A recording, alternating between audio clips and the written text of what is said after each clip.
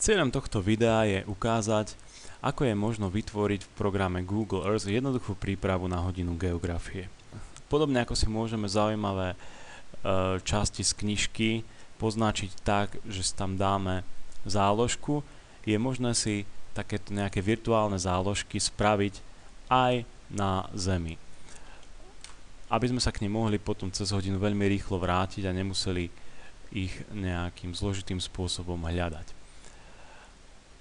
Na ukážku tohto postupu využijeme časť témy riečny a ľadovcový relief, kde si nájdeme na Zemi formy riečneho reliefu a formy ľadovcového reliefu, ktorým sa potom môžeme na hodinách veľmi rýchlo vrátiť a ilustrovať na skutočnom reliefe tieto rozdiely medzi týmito formami.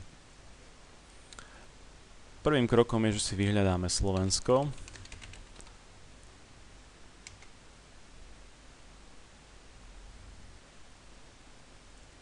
Google Earth nám automaticky priblíži Slovenskú republiku. Pokračovať budeme tak, že si nájdeme ľadovcový relief v Tatrách priblížením na ľubovoľnú ľadovcovú dolinu a úpravou pohľadu tak, aby bolo vidno, že ľadovcové doliny majú tvar písmena U.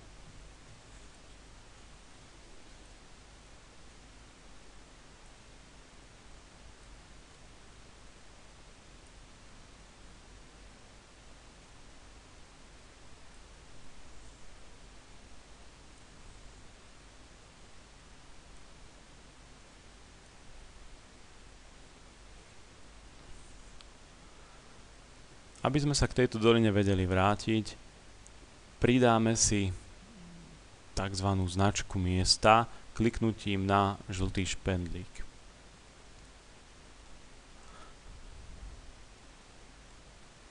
Značku pomenujeme .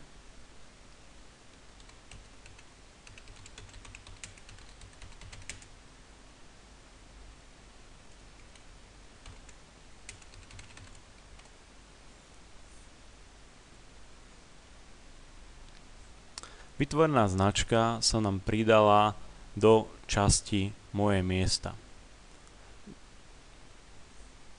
Druhým krokom je, že nájdeme dolinu tvaru V.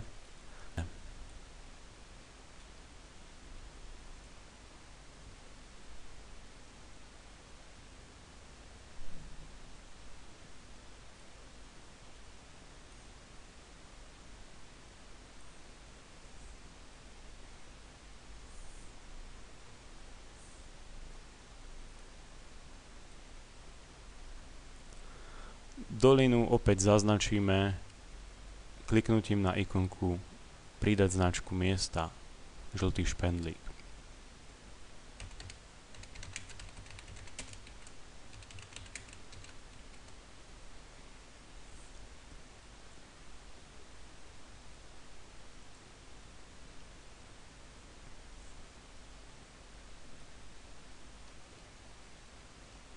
Význam týchto značiek spočíva v tom, že sa k nim vieme kedykoľvek vrátiť jednoduchým kliknutím na značku.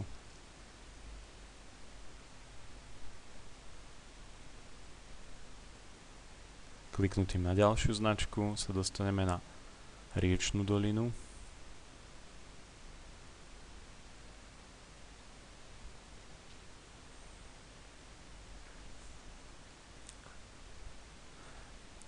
Program Google Earth obsahuje aj ďalšie vrstvy. Môžeme ich zapínať alebo vypínať v ľavej dolnej časti. Jednou z veľmi užitočných vrstiev je vrstva fotografie, ktorú pokiaľ zapneme, tak sa nám priamo na reliefe na teréne zobrazujú fotografie. Je ich ale veľké množstvo a priamo na vyučovaní nájsť nejakú vhodnú by bol zrejme problém, respektíve trvalo by to zbytočne veľa času. Podobne ako sme vyznačili ľadovcovú dolinu a dolinu tvaru U, ktoré sa nám objavujú v mojich miestach, môžeme do mojich miest uložiť aj vybranú fotografiu, ktorá tam bude prístupná aj po vypnutí vrstvy fotografie. Napríklad k našej téme sa nám hodí fotografia, na ktorej máme zobrazené pleso ako ďalší tvar ľadovcového reliefu alebo ďalší útvar ľadovcového reliefu, tak si na túto fotografiu klikneme pravým tlačidlom a vyberieme položku uložiť do priečinku moje miesta. Následne vidíme, že v mojich miestach okrem ľadovcovej doliny U, riečnej doliny V máme už aj fotografiu jedného z račkovských plies. Pokiaľ vypneme fotografie, aby sme mali prehľadnejší relief, tak táto fotografia nám stále ostáva a vieme sa k nej kedykoľvek vrátiť. Opäť pokiaľ aj zmeníme pohľad a na hodine by sme chceli ukázať pleso, stačí naň kliknúť a zobrazí sa nám jednak fotografia a jednak sa nám priblíži pohľad, mapový pohľad práve na toto pleso.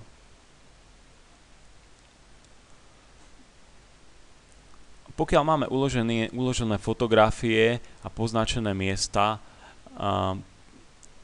je veľmi pravdepodobné, že si to budeme chcieť uchovať alebo možno zverejniť. Takže v poslednom kroku si to, čo sme vytvorili, uložíme. Najjednoduchšie ukladanie je kliknutím na moje miesta pravým tlačidlom a vybratím uložiť miesto ako. Uložiť miesto ako. Nazveme to moje miesta a všetky položky, ktoré sa nachádzajú v priečinku moje miesta, budú uložené do tohto súboru. Metodicky správnejšie je ale vytvoriť si v priečinku moje miesta vlastný priečinok, pomenovaný napríklad podľa témy, v našom prípade formy reliefu.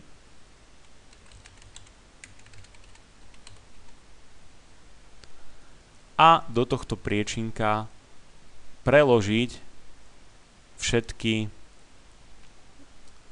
body, ktoré patria do tejto témy. Tak dokážeme celú tému jedným klikom zapnúť a jedným klikom vypnúť a rovnako môžeme celú tému uložiť. Klikneme na ňu pravým tlačidlom a vyberieme uložiť miesto ako. Môžeme pomenovať súbor, ktorý sa automaticky pomenuje podľa tohto priečinka, uložíme. Vieme sa kedykoľvek k nemu vrátiť cez menu súbor otvoriť. Vieme ho preniesť aj na iný počítač, kde sa bude javiť úplne rovnakým spôsobom.